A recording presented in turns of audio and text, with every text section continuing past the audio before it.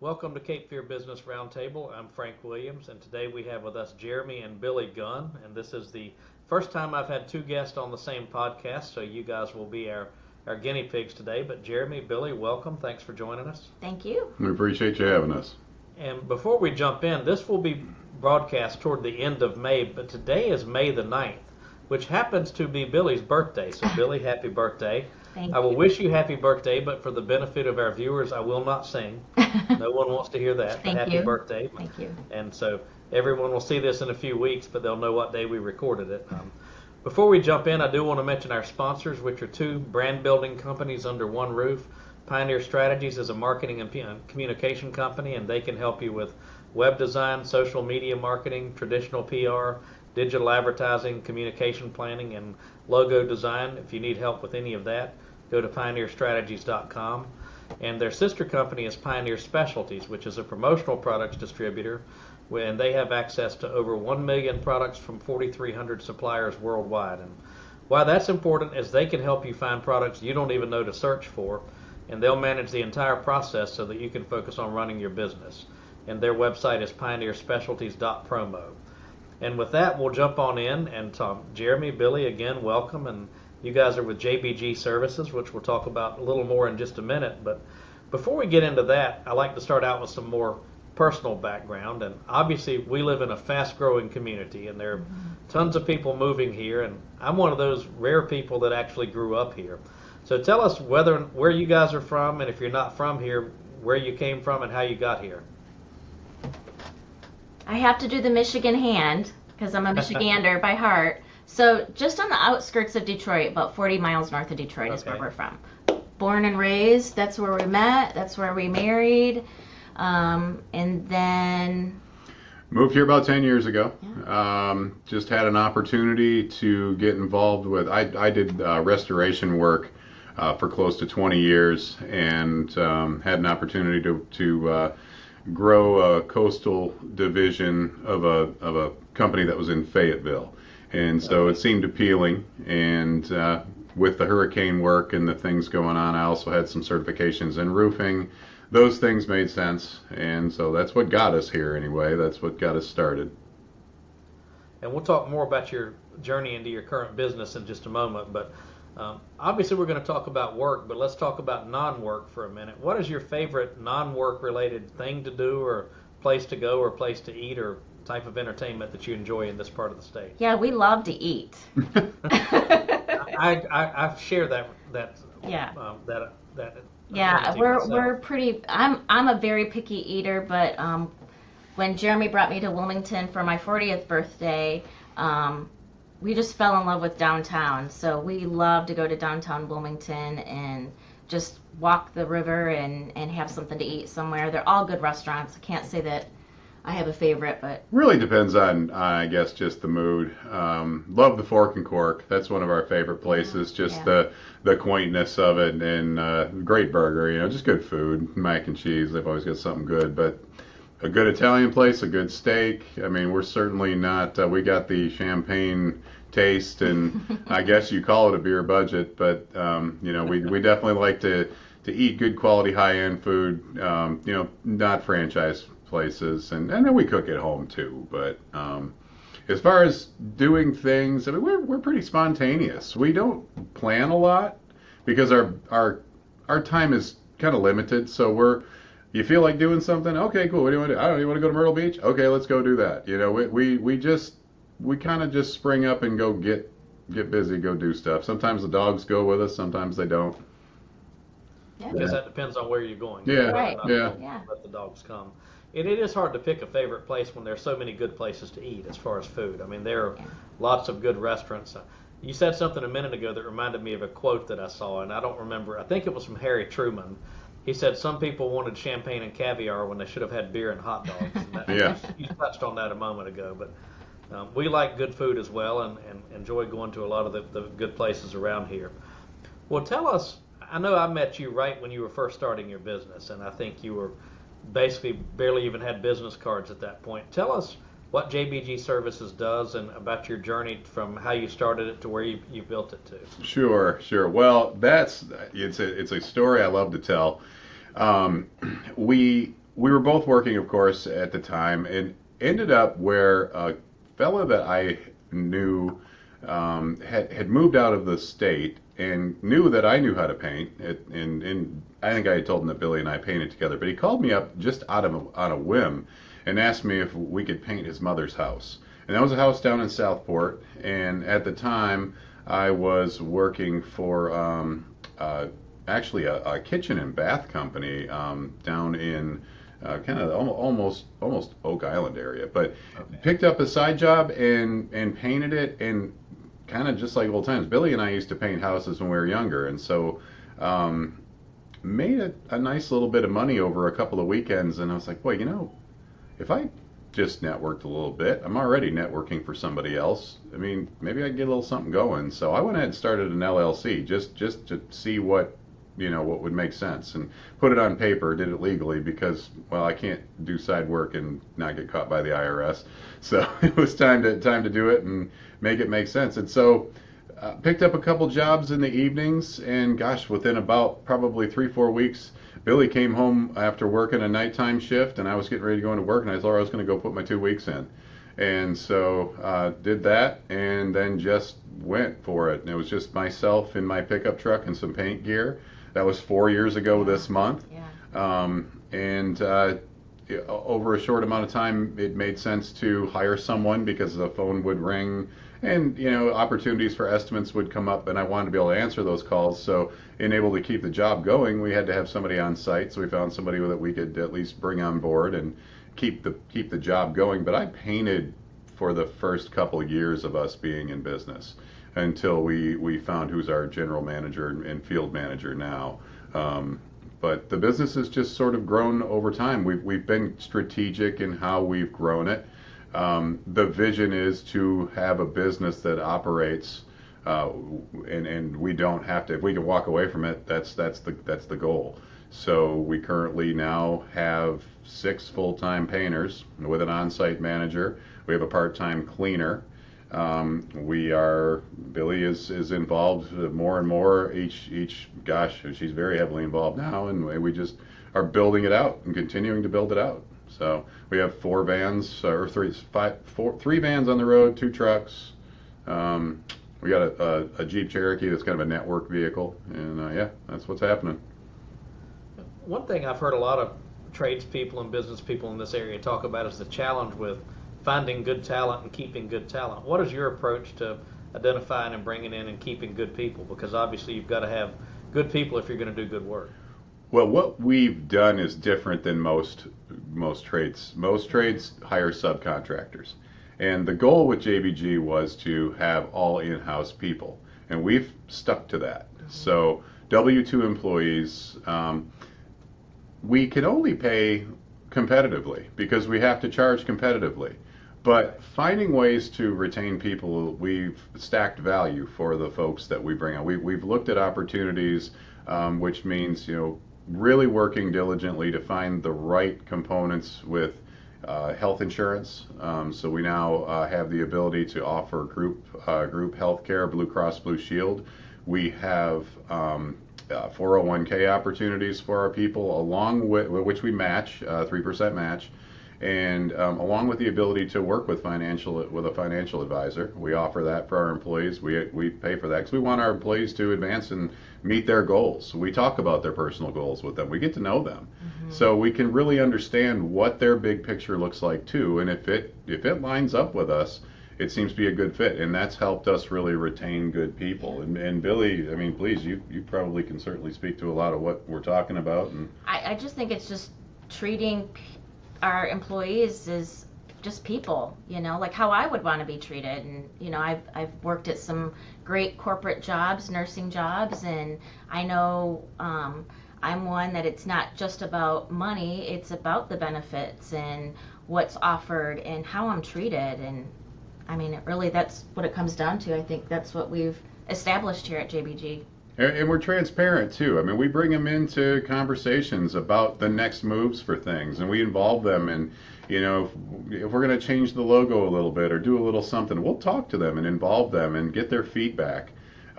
Maybe it doesn't always, it's not always their decision, but ultimately we still listen, and those types of things. Get there and make them feel like they're part of it. Because they are. They Because are. they are. Yeah, they are. Yeah. Well, I think having the W-2 employees, if you can get and keep those people, you're going to have the same people working for you, hopefully year in and year out, and that'll allow you to have some stability and continuity with your clients. And I know obviously you do residential properties, but you've also done some more noteworthy, publicly known properties in the area. Can you tell us about some of those that you painted? Sure. Go ahead. Well, our claim to fame is the Bellamy Mansion in Wilmington. That's been our biggest job, I think, physically, emotionally, financially. So yeah, it's been an honor to be part of that. So Well, and we got lucky, honestly, with the way we scored that job with the opportunity. We were just getting into the facility that we're in right now. This warehouse and office space. We needed to move out of the driveway. Our neighbors were patient, but we had to get it out of the driveway. And so when we got into the office space, like, gosh, we got all this space and we don't have any office furniture. We've got nothing. We had trucks to put in the garage and paint gear, but we had to figure out how we were going to operate. And Billy saw that they were having some kind of a yard sale out of the Bellamy Mansion. Well, that'd be cool. Let's see if we could find some historic whatever and desks or whatever. And we actually did find a desk and some chairs and some items that and some stuff for our house, of course. And while we were loading that up, the groundskeeper, a fellow named Bob, he saw the logo on the truck. Will you guys paint? Yeah, sure. And he's like, well, we're looking for somebody to paint the mansion. And complete poker face. Like, did you want a quote?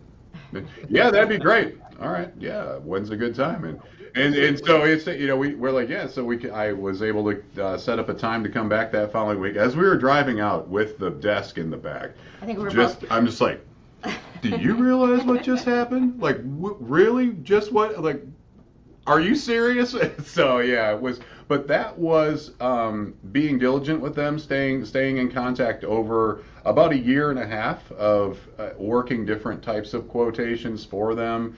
They had different grant money that they used and worked and were able to apply. But the bid changed, and we were going to just do like the bulk part of the house, then different sides, and then all of a sudden they said, hey, we got it all. Can we do it all in one shot? So we planned it, we set it up, and we knocked it out in October of last year. So it was huge. It was great. Yeah. It went very well. You say you got lucky, but I've heard that luck is what happens when preparation meets opportunity. Mm-hmm. Yes.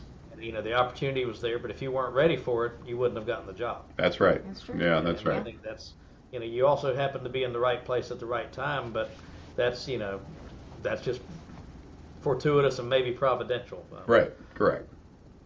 Well, let's talk a little bit about community involvement, because I know both of you are heavily involved in the community. And Jeremy, you've gone from brand new business owner to chamber president in 4 years. So I'd like to hear both of you talk about what you do in the community and why that's important to you. And Absolutely. Jeremy, if you want to go first, since I've already talked about your role.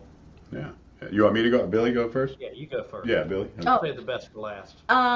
Lady, Jeremy first, best for last. Oh, me first. Oh, okay. All right. Sure. Okay. Who knows? We're both. I don't know. Well, so yeah, handful of things going on. We immediately got involved with the chamber because we had exposure with the chamber down in Southport. So the chamber in North Brunswick County, we definitely wanted to find out about because we live there, of course, and never had served on a board before. I didn't really understand exactly what a board of directors did. I just thought, well, it's probably something I ought to look into. I talked to Dana Fisher, and she's like, well, yeah, we'd love to have you. And it worked out. It was just about, I think, a month out before they were bringing in new members, so I applied. First year I was there, I think I served under Jeff Moss. He was the president, and I learned that year what a president, Jeff is a good president, and what that individual did, and then also what the board did. And then the folks that were board members that were heavily involved board members, then there were the folks that were at the table. I immediately wanted to be the individual who was a heavily involved board member. I learned very quickly that, okay, these are some pretty important meetings, there's some pretty important decisions being made, and understood the value not just from a standpoint of, okay, I'm a business owner and I want to expose, myself in other places and get more community involved, but I really understood that my opportunity and Billie's opportunity stemmed from a chamber of commerce. And so to build those opportunities and continue to focus on those things that helped us was where I was going to focus. And so from there, getting involved in the Power Connections meeting, that was my next step. And then becoming the vice president the following year, and then falling into the presidency. And then so ultimately staying involved in every event that we can be in the community, be in the forefront, being the guy. I'll try to be the first one there, the last one to leave. Give me the microphone, of course. I'm always got a microphone in my hand. But then through that, actually, the opportunity came about to be appointed to the commission for the mental health and substance abuse, and that came from you, and I appreciate that. Serving on that board as well, and just finding places that I feel that injecting what I can bring, what I feel there is value, it means the world. And I mean, when you ask a question like, what do you like to do in your spare time? Honestly, I really enjoy being involved in that community, that aspect. But we do, like I said, we're spontaneous with our free time, but there's not much of it because I think we both enjoy committing to that outside. Having our own business is a blessing. It gives us that ability to do those things. We really are driven by being out there and by helping other folks. So that's and I look forward to doing more of it. I'm going to take another 3 years on the board in the North Brunswick, and I look forward to other opportunities to serve. And whatever those show up, I'll do them. So, Billie? I think I've always had a heart for giving back and helping people. 14 years as a nurse in critical care, and but I'd like to do something where people aren't always sick. So, and actually, both of us were invited to the Leland Rotary Club by you, and I fell in love with it. And I was familiar with Rotary from a scholarship I had received for nursing. So I thought, oh, this will be a great way to give back. Little did I know, though, that Rotary was really in my heart. Service above self, it's just a great definition of what I want to do. So it's been an honor. And then being appointed as secretary of the Leland Rotary Club, never being part of a board as well. So kind of learning that and what that all entails. So kind of just growing up too, with just not your corporate job. This is, now we own a business, and our biggest thing when we opened JBG or created JBG is, what can we do to give back to the community? So that's always been in our motto, our vision, our mission. So it was the forefront. Yeah. It really was. And I, in fact, have applied, and I'm waiting for I guess it's in the last stage of approval, but I'll be looking at joining the Wilmington Rotary Club. Being on the sidelines in the Rotary Club in North Brunswick and in Leland, hey, I got to find one. So here we go. Yeah.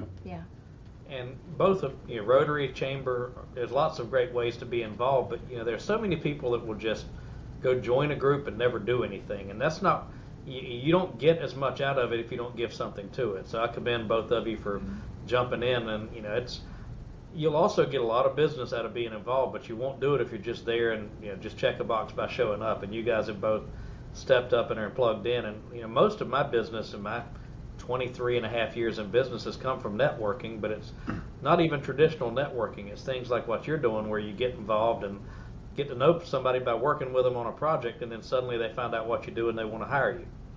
Well, the giver's gain mentality is so important. I mean, the more you give, the more, and Exactly. it doesn't necessarily have to be in business. I mean, we gain just wisdom and knowledge and just through mentorship of folks and friendship with great people. When you surround yourself with good quality individuals and people that are always striving to do more, you strive to do more, and it really is. It's an amazing feeling. Very true. I've heard that you're the average of the 5 people you spend the most time around, and I think there's so much to that. Being with people that challenge you, and And the flip side of networking is if I need something, I can generally call somebody I know to get it. If I need a painter, I know who to call. If I needed a plumber the other day, I knew who to call.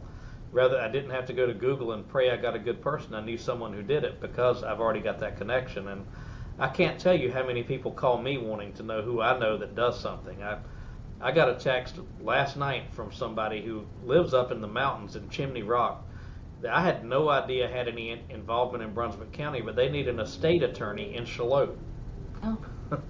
And I texted an attorney, and turns out he doesn't do that, but he told me who did, and I know the person.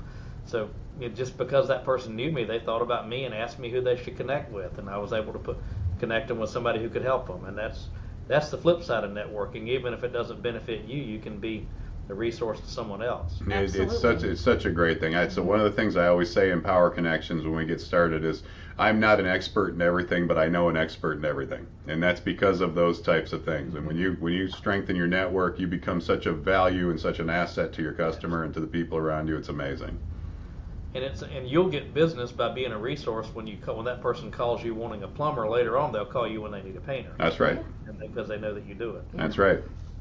Well, what do you guys love about what you do, and what do you think sets JBG apart from the crowd? So we were just we're always thankful. We were just saying this morning. Billy this morning ran our our production meeting, because I was fortunate enough to through the Brunswick Chamber be able to deliver some scholarships to the high school students.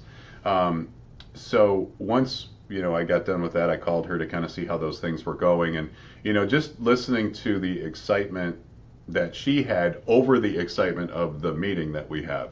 I mean, who gets excited over a meeting? But our meetings, we're so involved in with the participation of our employees. We get the feedback. We look for positives and shout outs and ways that we look for things to improve on. But we talk about the week, and we look at our wins, and it's these guys get excited about that meeting, and it's a great morning, and there's that piece of it. There's knowing that we've built something for other people. Yeah.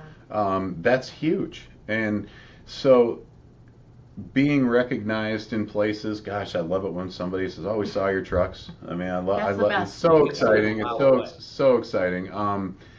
But you can see your logo from 5 miles away on those black trucks with that yellow logo. It's easy to spot. Yeah, exactly. There's really not one thing about owning a business or being a business owner that it's just the fact that we really have, and we continue to build opportunities for not just us. I mean, we both came from successful careers, and we both built, as Billy was very successful in nursing and in the restoration industry, I ran that to the top of the ceiling, and probably could still do it and still run, but it's okay, great. This is different. This is something that there's just drive to continue to make it better for the people around us. That's the thing. Yeah. Ditto. Yeah. I can't say there's one thing. Well, to kind of start toward wrapping it up, obviously you've done a lot in your career, including owning a business. What is something you've learned that you wish you had known when you started? And Billy, why don't you answer that one first? Well, I would have to say I might digress a little bit on that. I will say when we started, I was more of, even though I was a critical care nurse, I was more of an introvert. And so having to go out to different networking things, I didn't understand that whole concept. And so Jeremy would be like, okay, it's the next week. All right, we got to go back. And I'm, well, we were just there last week. Why do we have to keep going back? And so learning that, that people get to recognize you and see you and get to know you, and that giver's gain. And I would have growth just with that, networking and personal growth, business, never running a business before, just being in business with other, in a corporation. It's been scary, but it's been fun at the same time. And what you said about networking is so true. I remember I went to a networking event at the Raleigh Chamber 20 years ago, and the guy who ran it was kind of blunt. He said, if you're new, let me tell you how this works. When you leave here today, most people aren't going to remember you were here. If you're still coming back in 3 months, we'll start to recognize you. Yeah. And if you're here in 6 months, we'll start to take you seriously. Yeah. And I thought that was it was really blunt, but it was that repetition, you've got to go over and over. And I know so many people say, well, I tried networking and it didn't work. Well, what'd you do? I went to a chamber event. Right. It doesn't work that way. No. So No. you've certainly learned a truth that a lot of people never come to grips with. Yeah, and that is one thing we've been very diligent about is going out, talking to people, getting into trade shows, anything we can do, ribbon cuttings, especially with Jeremy being president, but even before that, just getting that exposure with people in the public, in the community, and just we're just normal people. We just, that's it. Jeremy, how about you? What's something you've learned that you wish you'd known when you started out? Oh, there's so many things that I've learned. The resources that are out there. There's you have to really find the people you can trust to get answers and to find things. And I'll give you an example. When we started off buying vehicles, I kind of felt, okay, well, we gotta buy a new vehicle. Okay, that's probably the best way to go because it's gonna run. We got some things, we got warranties, we got things to do. Well, there's so many different ways that we just recently, I found a guy who was able to go through an auction and find us a great deal on a vehicle. Again, that also comes with connections and networking and. So, I mean, that's like kind of a thing. You learn those types of things, ways to do things that because you were more involved and immersed in making deals and in doing business, you learn better ways to do business. And so that's an example of that. Not necessarily, you gotta do your market research on things. You gotta find the best route. But the thing is you can't just wish that you knew that before because you're not going to just know that. You've got to learn that stuff. You've got to figure that out. You've got to have those hard conversations with your employees, and then you've got to listen to their feedback when you do have to have that hard conversation. So if you're letting somebody go, that maybe was it you, was it not, and was it the employee? So it's finding ways, and so. I don't have anything that I wish I knew. I'm glad I've learned what I've learned. That's the way I can answer that. And one thing I would say on that, I think you've obviously actually applied some of the things you've learned. A lot of people go and they learn these things and they come back and they do what they've always done. And you've been willing to change things. And I've known business people that are good, but they could be so much more effective if they'd be willing to change something. But no, we've always done it that way. Always learning. I'm always learning and always changing things and always tearing things down and trying things new and fixing things and always in building systems and revamping the systems constantly. Yeah. If you ever stop doing that, that's when you start slipping. Absolutely. Absolutely. Well, a similar question, but a different spin on it. If somebody who was just starting out, either in their career or starting a business, came to you and said, "What advice do you have me?" What advice would you give that person? Depends on the business. We actually do get approached more now than ever. Which is such an honor. Absolutely. To be a mentor to other people. Yep. They're willing to trust your advice. That means you've established some credibility. Yeah. One of the first times we ever were asked that, I was like, gosh, I don't even know what I could tell you. I just got started myself, so I don't want to steer you in the wrong direction. My thing is always do you have a chamber of commerce near you? Yeah. Get involved in the chamber of commerce. That's the first thing, because your local chamber is such a wide range of people. You have every resource in the world there. So whether you want to connect and build a network, whether you want to find a mentor, you want to find if you're a roofer, you can find someone who's in the Chamber of Commerce who's a roofer who probably will give you advice. But you got to be careful too, because sometimes that advice, you don't want to just, but building that's where you can start. That's the first thing I'm going to say to somebody. Yeah. I think that's great advice. Yeah. Billy, would you have a different answer to that or the same thing? No, I agree. We just had a couple come and met at our office, and we just started talking about they're brand new from October and just learning how to market but not spend money, because you're so financially strapped when you're beginning. So there's so many things that our community in New Hanover and Brunswick County offers that you can go and do for free just to get your face out there and just start meeting people. So It's interesting talking about advice. I remember when I first started my business, I had people I would go to for advice, but then I had people who wanted to give me unsolicited advice, and usually they were ones who had never owned a business. All the time. All the time. They all know exactly how it works, and they think you're sitting on a pile of money too.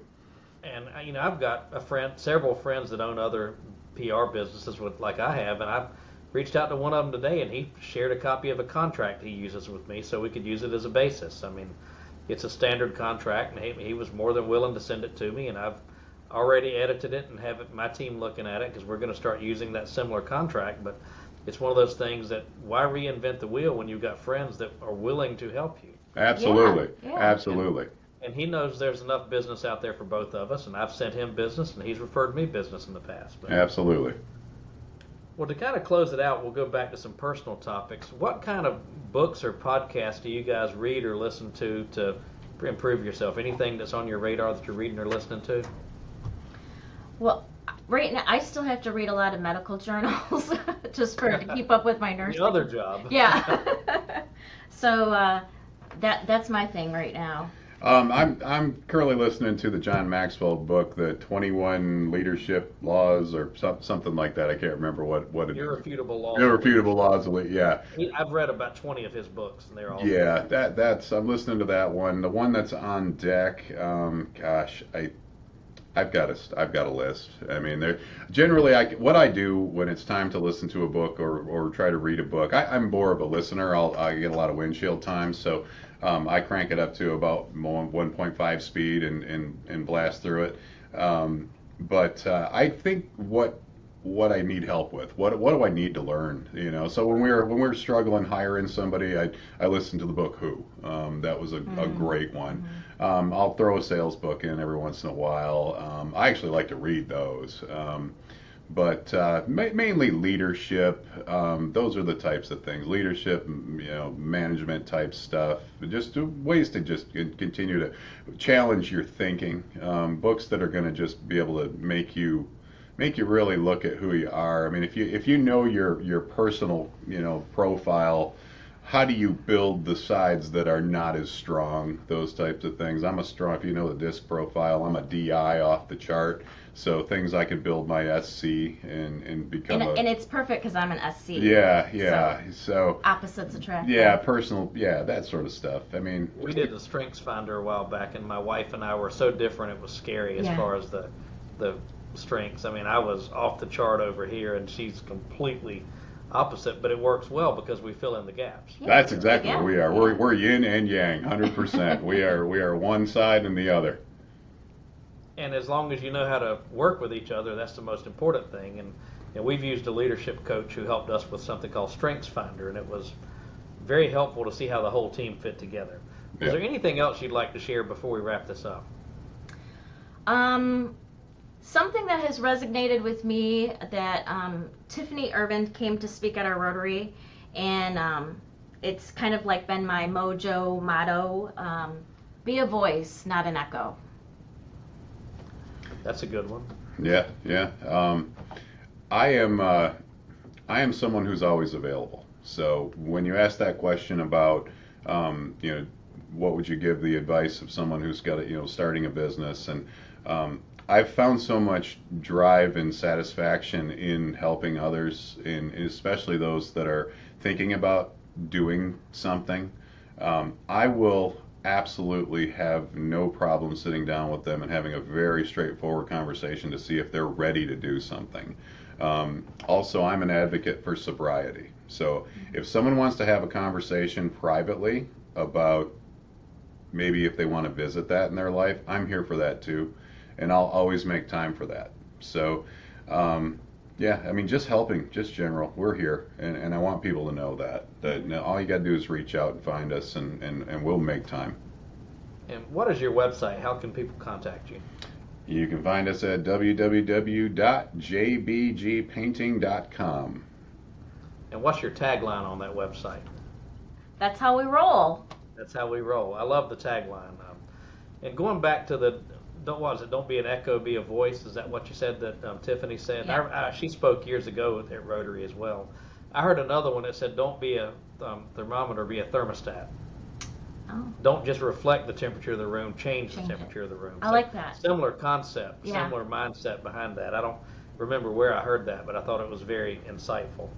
Well, thank you, Jeremy. Thank you, Billy. We appreciate you joining us today, and thank you to everyone who's either watching this on YouTube or listening on your favorite podcast platform. If you want to follow us, go to capefearbusiness.com and follow us, and you'll get notifications about upcoming episodes. And thank you, and we look forward to seeing you next week. We appreciate you, Frank. Thank you. Thank you.